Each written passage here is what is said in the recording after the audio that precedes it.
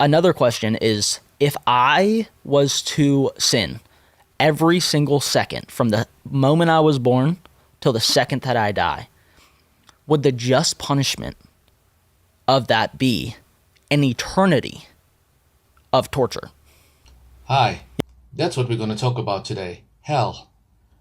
A recent podcast that Kirk did with his son went viral when they spoke about basically the different degrees of suffering in hell, and whether God is actually just enough, or is he a just God to send someone to hell? And why would God do that? Why would God send somebody to hell?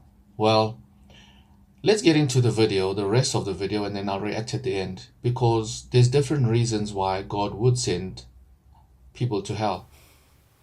Yeah. Is that just? Is that just? Is that just? Because we think of God as a just God. He is a just God.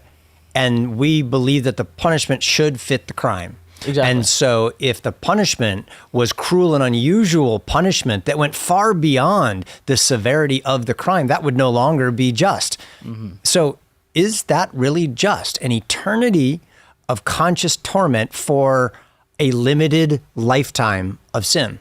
This is all under the umbrella of our belief in a just God, in a fair God, in a righteous God. Yeah. So if somebody a merciful God. And a merciful God. Yeah, the scriptures are full of God's mercy and when people have turned away from him. Yeah, that's right. God limits his justice all the time in the scriptures. Right? The woman caught in the act of adultery, he limits his justice, which would have resulted in her death, and says, neither do I condemn you. Jesus said, go and sin no more. Just the fact that you and I are alive right now is the limiting of God's justice. He didn't give us what we deserved. He gave us mercy instead. But back to the topic of the ultimate punishment of the unsaved wicked. Yeah, and I think due to our other conversation we had about degrees of sin, I think we came to the understanding that it'll be worse for some on the day of judgment than it will be for others. Yeah. It says it'll be worse for you, Capernaum, than Tyre and Sidon on the day of judgment, because if the miracles that were done here were done there, they would have turned from their wickedness. Yeah, right. It'll be worse for you, those who cause one of my little ones to stumble on the day of judgment. There seems to be degrees of judgment and punishment for the severity of your sin. Exactly. So if you believe in eternal conscious torment, are you saying that the barbecue is going to be turned down for sweet old grandma who really didn't do much bad? She just wasn't a Christian. And it's going to be turned up for someone like Mao or Hitler? Who weren't Christians either, but did horrible, wicked things, like off the charts evil. And if you believe that that's going to happen for eternity, is that even just for someone like them? Exactly. So I think it's a valid question. It is. It's a huge question. It's a huge question. And if we can't answer this question well, then I think we give fuel for the fire. We give ammunition to the enemies of God to say your system is a bunch of bull. Your system is terrible. Not even you believe what your own Bible says, or you believe it, but you don't know why, and you can't explain it, and it doesn't make any sense. Yeah. God is not wicked, first and foremost. Let's just get that out of the way. God is not a wicked God. He's a merciful God. But there's a side of God that we don't really know. There's a side of God that is spoken about very few times in the Bible, where we hear about the wrath of God, where God really gets angry with those who trespass against his word. But still, he's a merciful God. He's merciful when you align yourself with his word. He's merciful when you stick to his word and you maintain what is written in the word of God.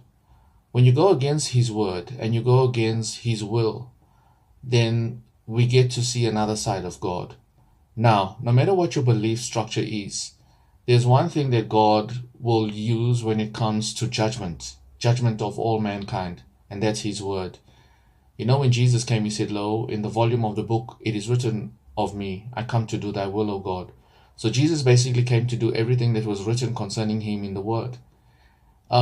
Is hell real? Is hell a real place? Some people don't think that hell is a real place. Yet again, I'm going to take you back to the word of God. We need to stick to the word of God. We should not think outside of the Word of God or do anything outside of the Word of God, because the Word of God is our guide.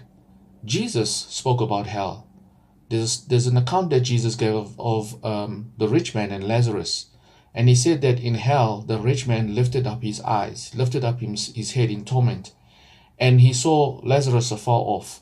And when he saw Lazarus afar off, he asked Father Abraham to send Lazarus to his father's house, because he had brothers that were there, to warn them not to come to this place that he was in.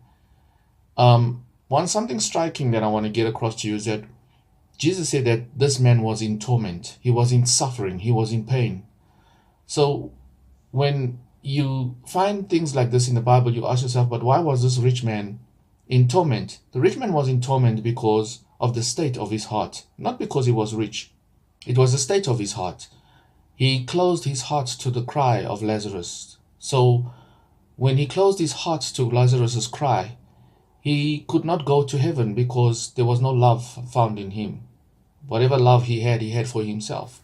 If you are a sinner and you don't give your life to Christ, you go to hell. And you are in agony, tortured, screaming, crying, in pain, weeping, wailing, on fire. Not just for 100 years, not just for 1,000 years, but for all of eternity. For literally, we can't even imagine how vast eternity is. After 10,000 years of anguish and pain and torment and darkness, you're not one day closer to finding relief. You're not even 1 second closer. After 1 billion years, you're not 1 second closer to the end. Yeah, and I think that I can't even wrap my mind around it, honestly. I know. It's such a massive, overwhelming thought that my mind cannot contain it any more than this cup can contain the ocean. That's what it feels like to me. Yeah. So when we look at people who go to hell, you go to hell because, one, you denied Jesus Christ. You did not accept him as Lord of your life. You probably decided that you were Lord of your own life. So it means that the price that was paid for sin, you rejected. So if you rejected the price that was paid for sin, you will have to pay the price by yourself.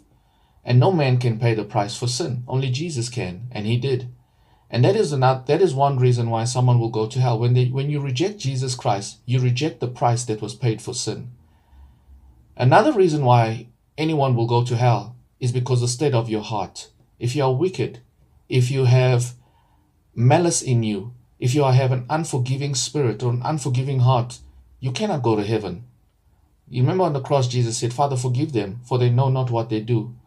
And we are supposed to walk in line with what Jesus did. We must be like him. And when you're not like him, you can't go to heaven. You have to go to hell.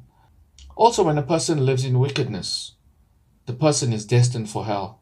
When the person is not righteous, when the person is not loving, when the person is not living in line with that word of God that God has, you go to hell. So study the word of God. Maybe you don't know where to start. I'll advise you to use Google. Google, what the scriptures say about hell. And I'm sure you'll find many scriptures from the Bible about hell.